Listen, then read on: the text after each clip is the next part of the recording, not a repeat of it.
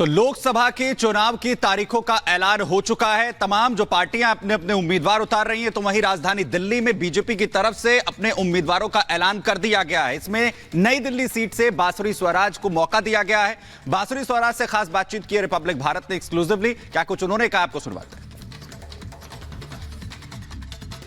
इस वक्त हमारे साथ बातचीत करने के लिए नई दिल्ली से भारतीय जनता पार्टी की प्रत्याशी बांसुरी स्वराज जी हैं। मैम, सबसे पहले तो कैसा आपको क्या अनुभूति है, क्योंकि चुनाव आयोग की तरफ से आज जो है वो अनाउंसमेंट कर दिया गया है। सभी पार्टी पहले से ही तैयार थे, अब कैसा लग रहा है, क्योंकि अब तो टाइम लिमिट भी पता चल गया कि भाई चलो इतने तारीख को चुनाव है और उसके पहले जो है वो सब कुछ तैयार करना है। जी, मैं कहूंगी कि लोकतंत्र का एक महापर्व है और मेरा विनम्र निवेदन है प्रत्येक भारतीय से कि जाकर जिस भी चरण में आपका इलेक्शन है जाकर अपना मतदान अवश्य करिए। दिल्ली की जनता से विनम्र निवेदन है कि 25 मई हमारे इलेक्शन की डेट है, उस दिन जाकर अवश्य अपना मतदान करें। और एक पर्सनल मेरी रिक्वेस्ट होगी कि जाइए, कमल के फूल का बटन दबाइए और अब की बार 400 पार इस संकल्प को सिद्धि तक ले जाने में हमारी मदद करिए और यशस्वी प्रधानमंत्री श्री नरेंद्र मोदी जी को देश का प्रधान सेवक तीसरी बार चुनिए। ठीक है, अब दिल्ली की अगर बात करें तो एक ही फेज में 25 मई को जो है वो चुनाव है, लेकिन विपक्ष भी तैयार है पूरी तरीके से। दो पार्टीज मिलकर जो है इस बार चुनाव लड़ रही हैं, कांग्रेस और आम आदमी पार्टी। क्या लगता है आपको, क्या टक्कर दे पाएंगे भारतीय जनता पार्टी को, क्योंकि 7 सीट आपके खाते में थे पहले से ही? मुझे पूरा विश्वास है कि दिल्ली की जनता इस बार भी 7 सीटें भारतीय जनता पार्टी की ही झोली में डालेगी। इससे कोई फर्क नहीं पड़ने वाला कि सामने कांग्रेस और आम आदमी पार्टी की युति है या नहीं। उनका गठबंधन स्वार्थ पर आधारित है और जब आप स्वार्थ की राजनीति करते हैं तो आप राष्ट्रहित और राष्ट्र धर्म दोनों की बलि चढ़ा देते हैं। दिल्ली की जनता का अटूट और अगाध विश्वास है मोदी जी की गारंटी पे, क्योंकि मोदी की गारंटी सभी गारंटी पूरी करने की गारंटी है। ठीक है, एनडीए का नारा है मैम कि 400 पार अब की बार, और फिर से जो है भारतीय जनता पार्टी के सभी नेताओं की बात करें, चाहे ग्राउंड लेवल से लेकर बड़े नेता, सबका यही कहना है कि इस बार 400 पार तो करना ही है एनडीए को, बीजेपी 370 प्लस। क्या कहना चाहेंगी आप दिल्ली की जनता से? मैं कहूंगी कि ये नारा नहीं है, ये संकल्प है। अब की बार 400 पार एक संकल्प है और इस संकल्प को सिद्धि तक ले जाने में जो परिश्रम है वो भारतीय जनता पार्टी का और एनडीए का प्रत्येक कार्यकर्ता करेगा। लेकिन इस संकल्प को सिद्धि तक ले जाने में मैं जानती हूं कि जनता जनार्दन हमारा पूरा योगदान करेगी।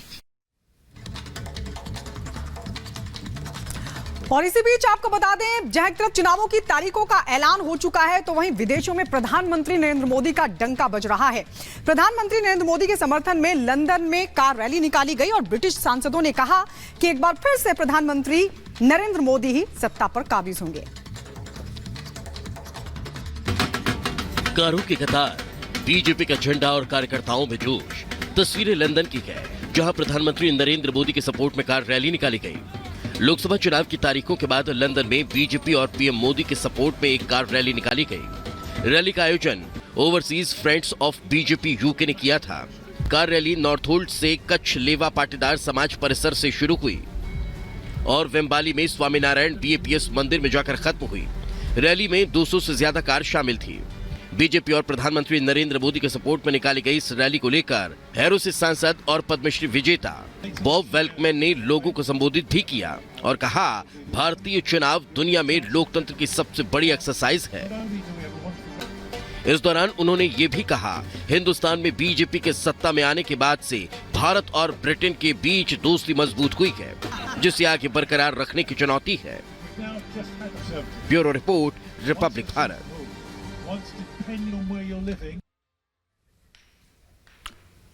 तो लोकसभा चुनाव की तारीखों का ऐलान हो चुका है। एक तरफ एनडीए जहां पर 400 पार का दावा कर रहा है, तो वहीं विपक्ष के अपने दावे हैं।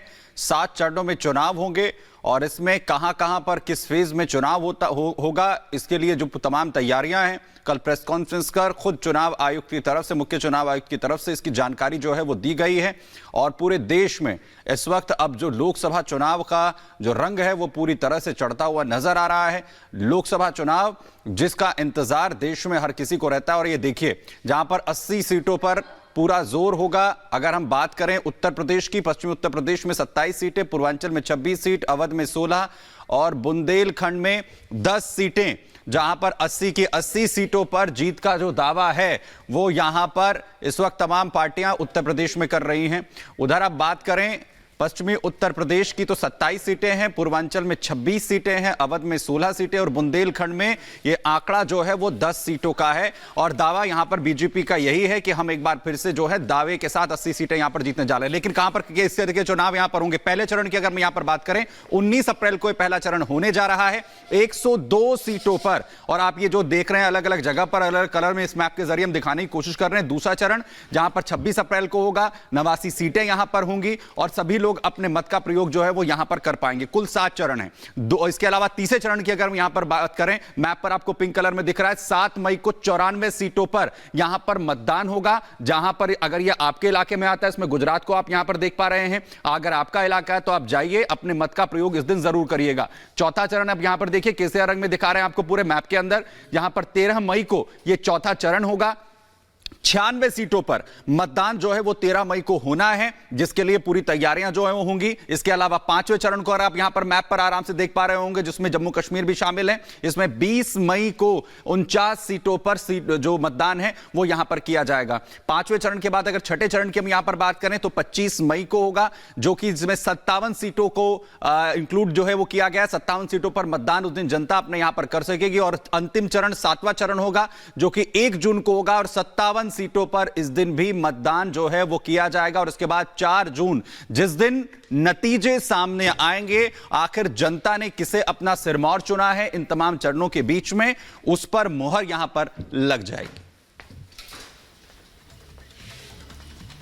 तो चुनाव तारीखों का ऐलान हो चुका है और चुनाव तारीखों का ऐलान होने के बाद हर राजनीतिक दल अपनी अपनी तैयारियों में जुटा हुआ है। 24 के चुनावी मुद्दों का अगर जिक्र किया जाए तो चाहे राम मंदिर हो, 3 तलाक हो या फिर अब हिंदुत्व और राष्ट्रवाद का मुद्दा हो, ऐसे तमाम मुद्दों को लेकर तमाम राजनीतिक दल चुनाव मैदान में जुटे हुए हैं। और इस वक्त एक और बड़ी खबर, केजरीवाल को ईडी का एक और समन जारी हुआ है। तो आपको बता दें कि दिल्ली के मुख्यमंत्री अरविंद केजरीवाल को लगातार एक के बाद एक ईडी समन भेज रही है। शराब घोटाला मामले में हुए मनी लॉन्ड्रिंग के मसले को लेकर उनसे पूछताछ की जानी है। इसको लेकर लगातार मिल रहे समन का वे जवाब नहीं दे रहे हैं। समन के बाद भी वे ईडी के पास पूछताछ के लिए नहीं पहुंच रहे हैं। और अब यही कारण है कि 8 समन को अब इग्नोर करने के बाद ईडी ने 9वां समन उनके लिए जारी किया है। राउज एवेन्यू कोर्ट ने उन्हें पेश होने के मसले को लेकर जमानत दे दी, लेकिन ईडी के समन को लेकर अभी लगातार ये मामला चल रहा है। और ईडी ने अब 9वां समन दिल्ली के मुख्यमंत्री अरविंद केजरीवाल को जारी किया है। ईडी ने 21 मार्च को उन्हें पेश होने के लिए कहा है। ईडी ने गुरुवार को पेश होने के लिए कहा है और अब 21 तारीख को उनसे एक बार फिर ईडी पूछताछ के लिए उन्हें समन जारी कर चुकी है, बुला रखी है। अब देखने वाली बात होगी कि कोर्ट के बाद क्या अब दिल्ली के मुख्यमंत्री अरविंद केजरीवाल ईडी के समक्ष पेश होते हैं, ईडी के सवाल जवाब का सामना करते हैं, या फिर एक बार फिर क्या वो कोर्ट का रास्ता अख्तियार करेंगे, या फिर कोई और दलील जो है वो इस समन को लेकर दी जाती है। लेकिन अब 9वां समन जो है वो ईडी की तरफ से दिल्ली के मुख्यमंत्री अरविंद केजरीवाल को जारी कर दिया गया है। सुमित।